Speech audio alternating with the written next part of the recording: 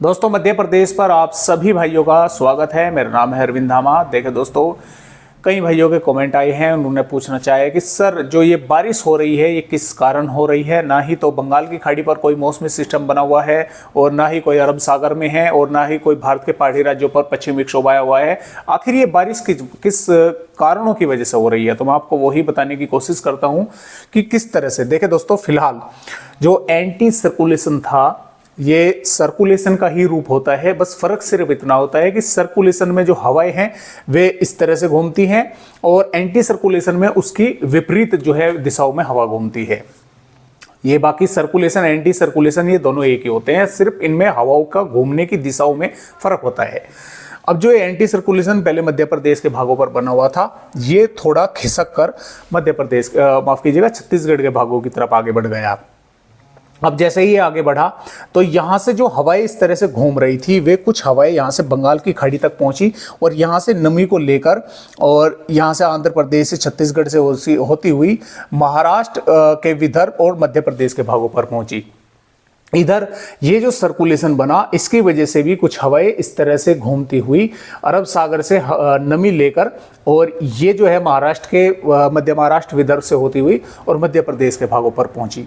तो इन दोनों हवाओं के आपस में टकराने के कारण, यानी कि दोनों के मॉइस्चर अलग अलग हैं, तो यहाँ पर बादल विकसित हुए हैं और उन बादलों की वजह से, जैसे कि आपने देखा कि मध्य प्रदेश के भागों पर बादल हैं, कुछ भागों पर तो बादल विकसित हुए और बादल विकसित होने की वजह से जो है वहां पर बारिश होने की संभावनाएं बनी।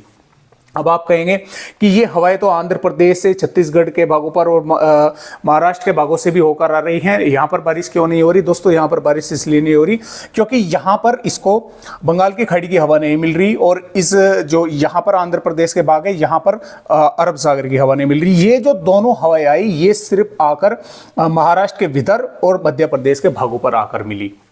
इसलिए मध्य प्रदेश के भागों पर जब ये दोनों तरह की हवाएं आपस में आकर मिली, इनमें दोनों में अलग अलग मॉइस्चर है, मॉइस्चर होने की वजह से बादल विकसित हुए और बादल विकसित होने की वजह से बारिश की संभावनाएं बनी। अब अगले 24 घंटों के दौरान क्या होगा आपको वही बताते हैं। ये जो एंटी सर्कुलेशन है ये थोड़ा उड़ीसा के भागों की तरफ आगे बढ़ जाएगा। आप आज तो ये छत्तीसगढ़ के भागों पर है, कल जो है ये उड़ीसा के आसपास के भागों पर बनेगा क्या दोस्तों, ये इस तरह से आगे खिसक जाएगा। और ये जो सर्कुलेशन है ये सर्कुलेशन भी इस तरह से मध्य प्रदेश के भागों की तरफ, पश्चिमी भागों की तरफ आगे बढ़ेगा, जिसकी वजह से जो ये हवाएं हैं ये हवाएं मध्य प्रदेश के पूर्वी भागों पर पूरे के पूरे भागों पर जो है पहुंचनी शुरू हो जाएंगी। दोनों हवाएं मिलनी शुरू हो जाएंगी, तो जिसकी वजह से मध्य प्रदेश के पूर्वी भागों पर बारिश बढ़ेगी। और मध्य प्रदेश के पूर्वी भागों पर क्या, उत्तर प्रदेश, बिहार, छत्तीसगढ़, झारखंड, कई राज्यों पर यह बारिश बढ़ने वाली है।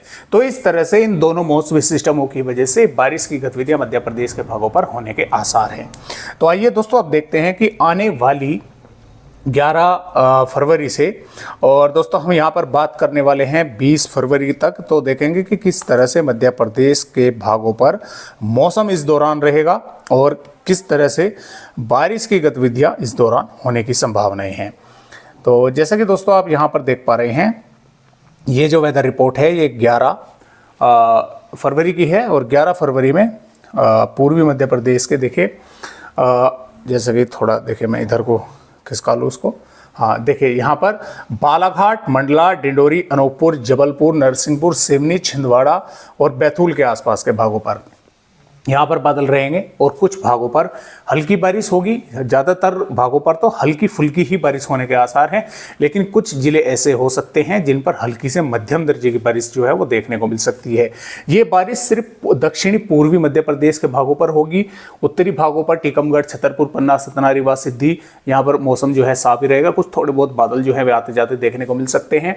जो पश्चिमी मध्य प्रदेश है, नीमच, मंदसौर, रतलाम, उज्जैन, धार, अलीराजपुर, बड़वानी, खरगोन तक, यहाँ पर भी दोस्तों पूरी तरह से मौसम साफ रहने के आसार हैं। हालांकि यहाँ पर भी कुछ भागों पर थोड़े बहुत बादल आ सकते हैं, लेकिन बारिश की जो संभावना है वो दक्षिणी पूर्वी मध्य प्रदेश के भागों पर ही हमें नजर आ रही है। तो इस तरह से 11 फरवरी में बारिश होगी।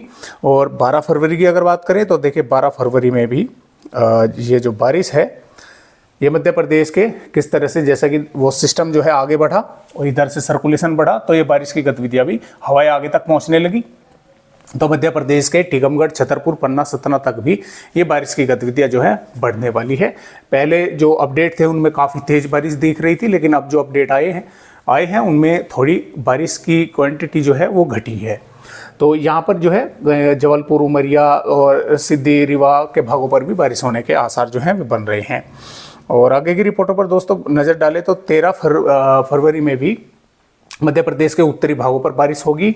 14 फरवरी में दोस्तों मध्य प्रदेश के उत्तरी और सागर के आसपास के भागों पर बादल रहेंगे, थोड़ी बहुत वेदर एक्टिविटी हो सकती है। और 15 फरवरी से पूरी तरह से मध्य प्रदेश का मौसम साफ हो जाएगा। 16 फरवरी, 17 फरवरी, 18 फरवरी और 19 फरवरी तक पूरी तरह से फिर मध्य प्रदेश के भागों पर मौसम जो है वो साफ ही रहने की संभावनाएं हैं। तो इस तरह से मध्य प्रदेश के भागों पर बारिश होने का आसार है। फिलहाल आज की वीडियो में बस इतनी जानकारी, एक नए अपडेट के साथ फिर आप सभी से मिलता हूँ। तब तक के लिए सभी दोस्तों को मेरा नमस्कार।